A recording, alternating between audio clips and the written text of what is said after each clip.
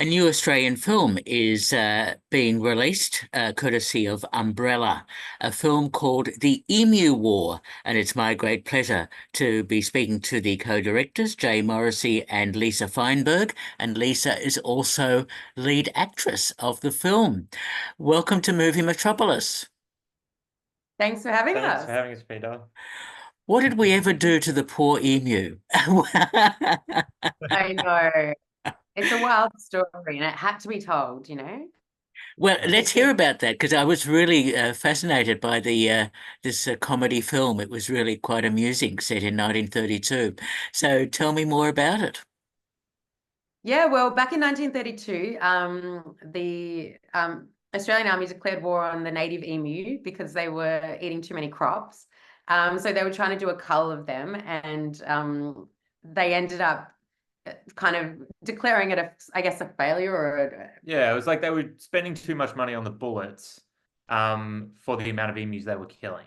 So they lost the war the Great because of Emu that. War. Yeah. Yeah, yeah, I think with two separate things. But it's like, yeah, that is not what happens in our film. yeah. I feel like we sort of read that and we were like, because we like the idea of doing it, we were just like, oh, we love war films. And so we were like, oh, we could just sort of do like just do all the fun things from war films that we, do like a war film parody in a way that, it's not disrespectful to like World War II survivors or whatever, like, I We're don't talking know. about emus. Yeah. It's so ridiculous. Um, And I think that, yeah, we really use creative license with the rest of it. I mean, nothing is factual in our film. and you say it's set in 1932, but it's sort of We only, had some old-fashioned costumes, yeah. loosely. Yeah, yeah. Now, I loved all the anachronistic references, and I mean, I noticed there are six writers involved in the film. Getting this screenplay together to make this parody film, which has lots of funny stuff in it, that must have been quite a task. Yeah, I mean, it was a pretty fun process, really. Like all those six people are good friends and colleagues and have worked together before. So, we set up a writer's room, which was really fun and just bouncing around ideas and everybody kind of having different ideas on what's funny and what's not, and really kind of putting you through the ringer on making sure that the ideas are the funniest and no one would let you get away with being lazy. And so it was a really good process, very collaborative, and we've always been like that. We've always collaborated together. So yeah, really fun. And a lot of stuff happens on the day as well because we cast comedians and they say all sorts of things. They Yeah. sure do. We love calling stuff out. Like, Yeah. we also, we directed also with another, like us two and a guy, John Campbell. Yep. We all directed it together. So, And he's a master of being on the day and calling out new lines for the talent to say, if they're comfortable saying.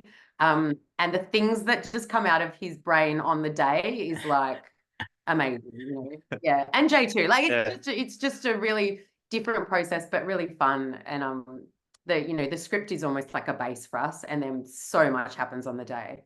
Yeah. I can understand because emus are very hard to control, and so yeah. Don't know what you're getting. Yeah. I had to talk.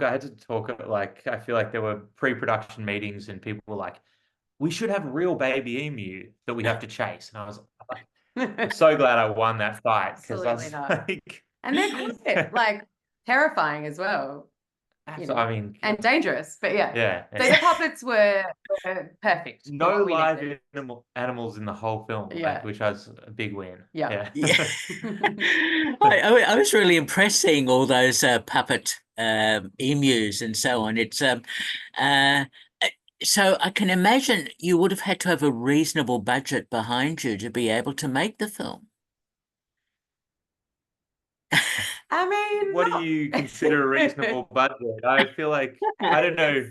It's for a film, it's definitely on the low budget side. But I think that we had a lot of passionate people involved and a lot of people that just really wanted to make something as fun as this. And so it kind of, you know, went a long way. What we had went a long way. And we also worked really hard, and nothing was kind of wasted. It was a real passion project. It had like a tenth of the budget of Sharknado, if that which is people are comparing it to, and it's like, well, they had a bit more to work with. So it was really like a sort of labor of love over a long period of time. It's like working on it for like 6 years. So and when you don't have the huge budget for people, you have to be patient, and everyone you know, would kind of fit things in around other jobs and when they could. And so it has been a long process because of that as well. But you know, we finally got here, and it's very exciting that people get to see it, and we hope they like it and don't think it's too weird. I really enjoyed it. It's very, very funny. Of course, some people will see it as weird, but that's okay. I mean, nothing wrong with that. That's fine. Yeah. Especially seeing the what was it, the Queen Mum, Queen Emu, I should say. Oh, and there are some really funny lines in the film, such as killing the Nazis at Gallipoli, and hearing from Prime Minister. Did I hear correctly? Harold Holt. Yes. Yeah. Very inaccurate. Yes. Yeah. A Prime Minister from the 60s. Yeah. In 1932. Yeah.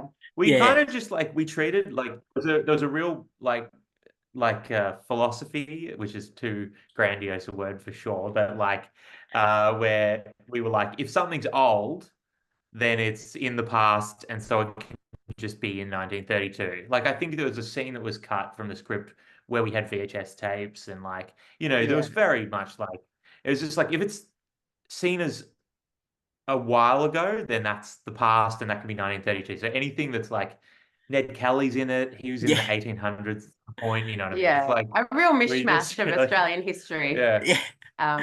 That makes no sense, but that's the fun part, isn't it? Because we also love, like, you know, how things are so, like, you know, they're just like, oh, we built the room exactly like the room in Chernobyl, and you know, like, this is exactly how the beach was at Omaha Beach, and we just like do not like none of that, like, you know, just have like use guns that like it's funny, people are calling us out, like gun people are like that's not a gun that would be there in 1932, and you're just like, yeah, I know, we didn't know and we don't care.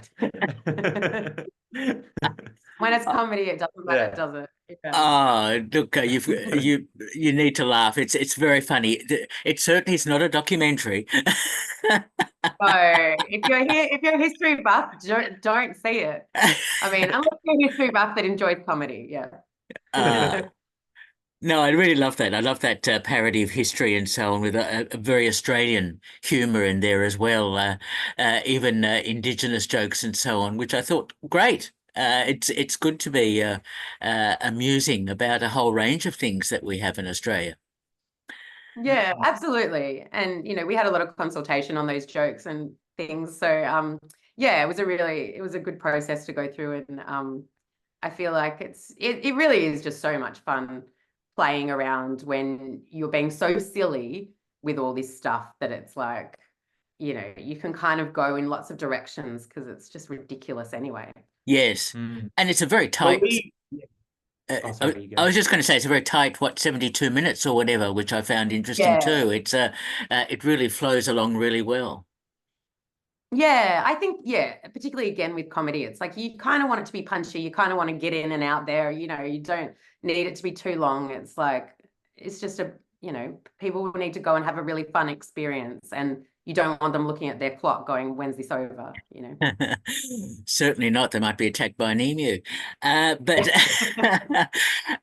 terrific cast, including yourself, Lisa, but Damian Callinan, Luke McGregor, Aaron Gocs. I mean, I recognise a number of people. So getting all these comedians and actors together must have been a task as well.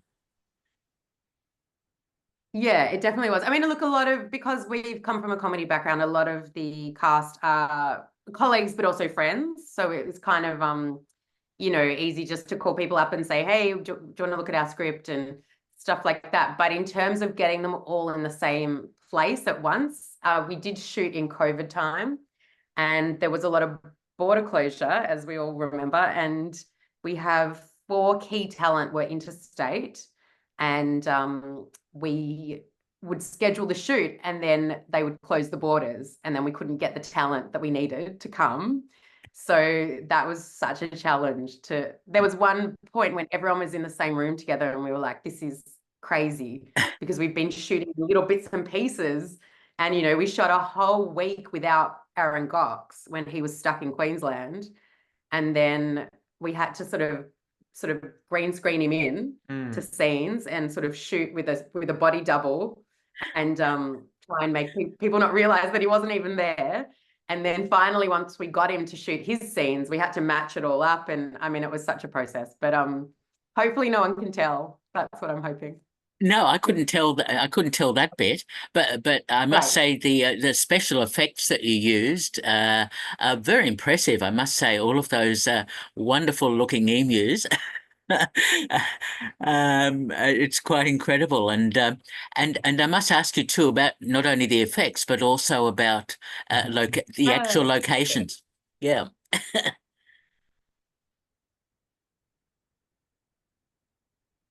Thanks. Yeah, no, it was like we got very lucky with the VFX artists that a lot of people like came on board and really like brought a lot of like passion and like worked really hard to like get us over the line. And then we shot it all at my parents live like on a sort of like it's not a farm, but it's like some big farmland property without animals. In the country, and we shot a good portion of the film just in my parents' house.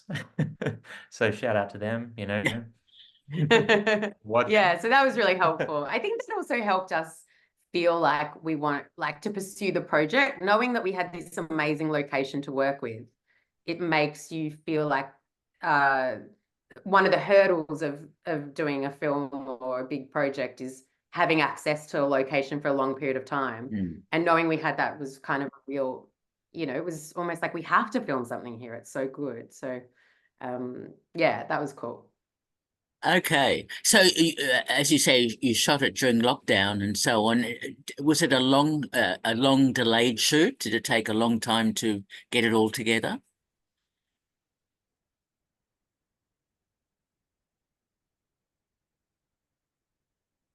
Yeah, I think 3 blocks or even 4. 4, yeah. Even so I think from start we started. Well, we scheduled 3 times and got locked down 3 times before we actually shot. So I think we actually started shooting in November, and our last shoot day was in May the following year. So it was just these little patches of when we had access to the talent and when we weren't in a lockdown, which was a real jigsaw puzzle, particularly for a lower budget film. You really can't afford to have too many extra pickup days and too many days get sort of pushed out and things like that. So yeah, it was definitely a juggling act, and shout out to Blake Curtis for rescheduling the shoot. Yeah, our first AD, and maybe 6 months. Yeah. Yeah, what was I going to say? Yeah, it was just weird. The COVID over here, there was so much anxiety while we were shooting it. We sort of were just like reminiscing before where it's like every time there was a COVID outbreak, they said where it came from on the news. They'd be like, the butcher shop at this supermarket, at like that's where the patient 0 was for this outbreak.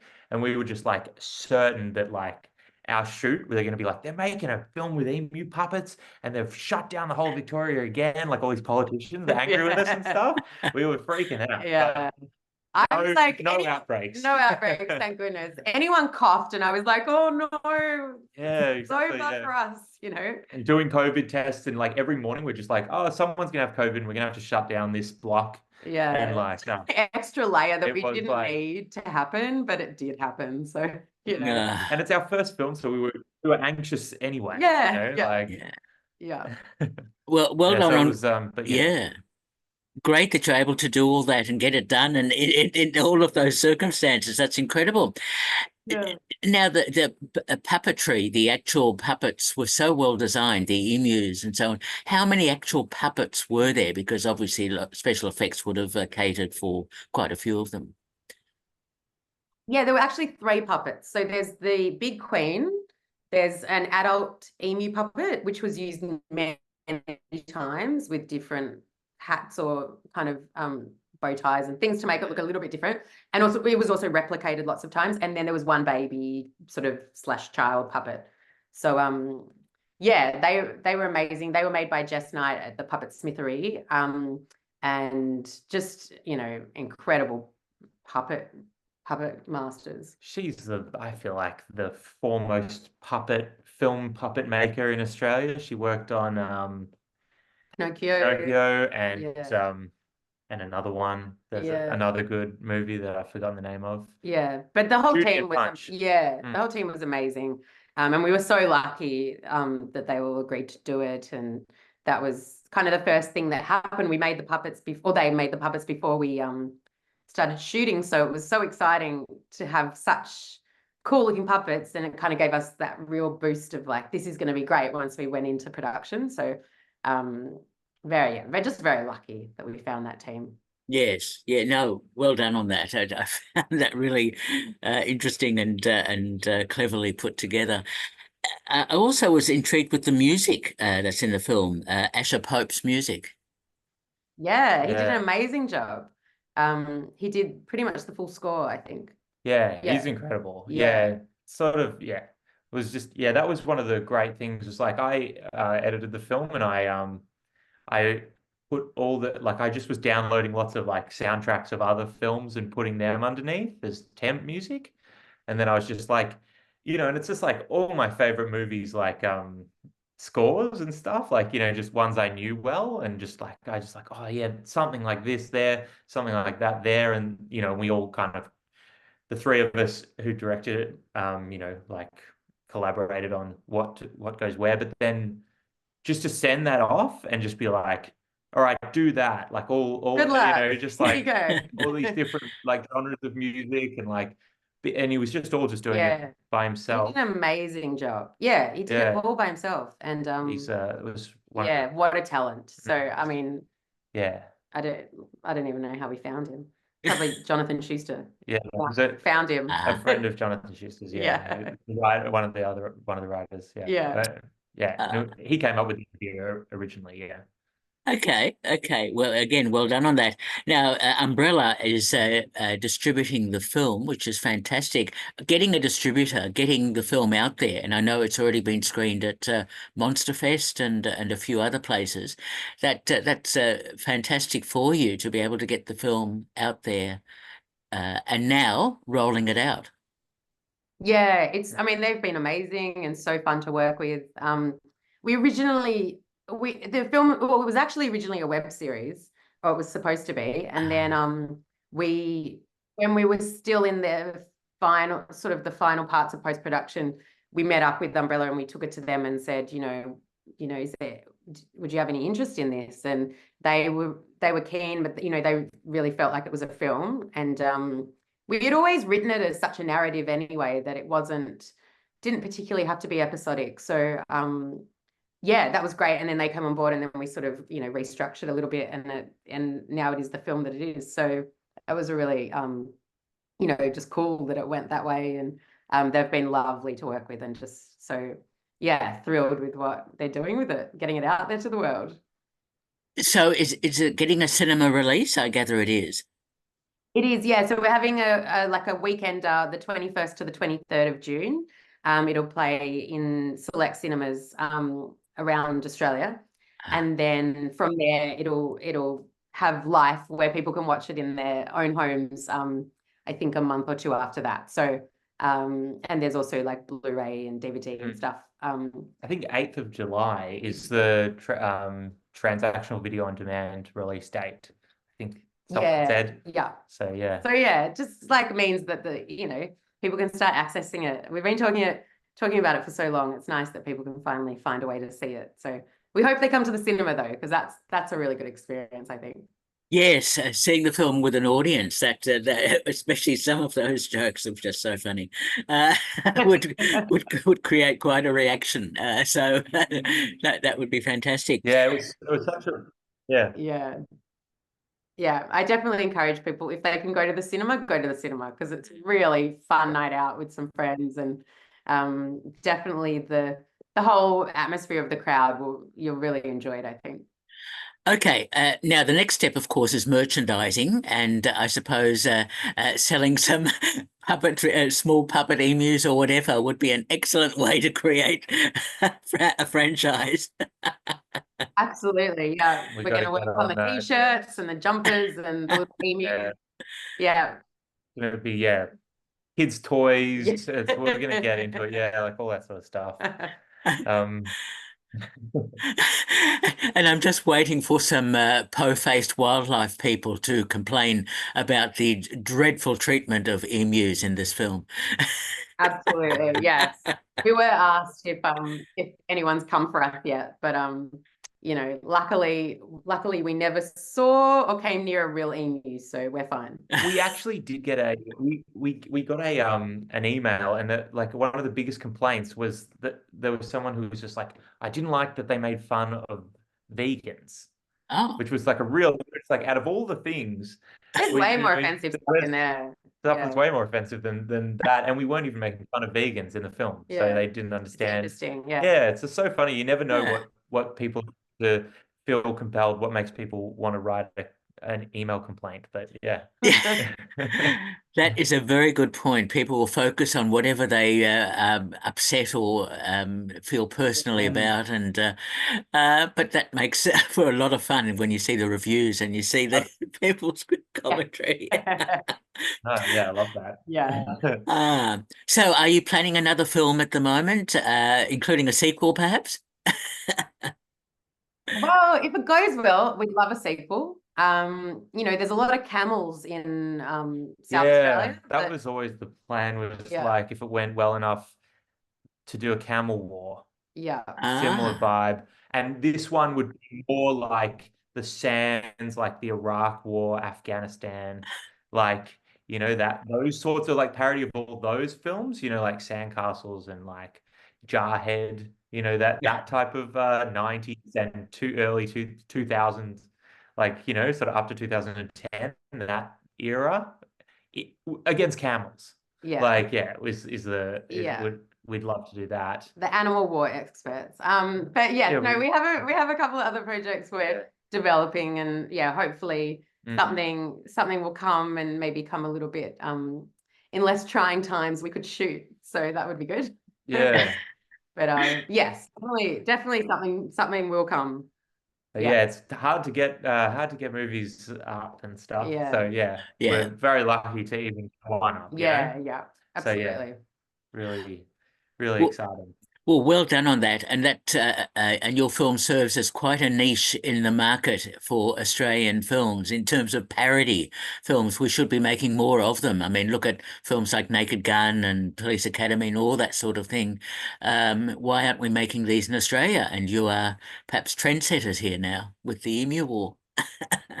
Hope Yeah, I so. hope so. Yeah, because that's, I mean, yeah, we love, like, that's the sort of Yeah. thing we love to make. So hopefully hopefully, yeah, that's yeah, we've been saying, I'm like, God, it would be great if, like, like people love, like, horror movie, like there's so much, I feel like if you said 15 years ago, like, oh, horror movies are kind of the main movie, like, people would be like, would probably think that's kind of a bit weird. Like, that Mm. wasn't as much of a thing.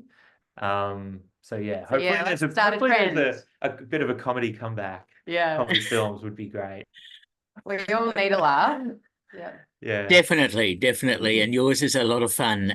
We've been speaking to Jay Morrisey and Lisa Fineberg, the co-directors of the Emu War, and Lisa also a lead actress, releasing in cinemas June 21st to 23rd. Go and see it. It's very funny. Thanks so much, both of you, for talking with me on Movie Metropolis. A pleasure. Thanks for Thank you, having us, Peter. Peter. Okay, Cheers, mate. all the best. See you later.